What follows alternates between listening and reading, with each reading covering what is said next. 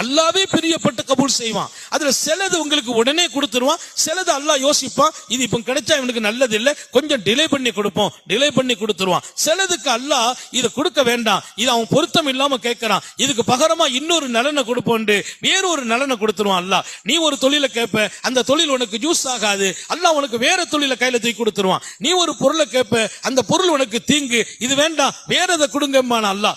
ஏதோ ஒண்ணு கிடைச்சுக்கணும், ஒண்ணு கேட்டது கிடைக்கும், அல்லது கொஞ்சம் டிலே பண்ணி கொடுப்பான், அல்லது நீ கேட்டத உனக்கு பொருத்தம் இல்லையா, பொருத்தம் எதுவோ அதை பார்த்து கொடுத்துருவான். அல்லாஹ் எல்லாருக்கும் தௌபீக் செய்வானா. இது எப்போ?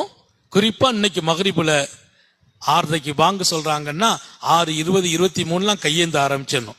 கவனம் எல்லாத்தையும் மொத்தமா விட்டு முன்னால எல்லாம் வச்சுக்கிட்டு அல்லாஹ்ட்ட கேட்கணும். அந்த நேரம் சந்தோஷமான நேரம். நாங்க ஸல்லல்லாஹு அலைஹி வஸல்லம் ஒரு மூமின் சந்தோஷப்படுற நேரம், அந்த நேரத்தில் அல்லாஹ்வும் சந்தோஷப்படுறான். சுப்ஹான்.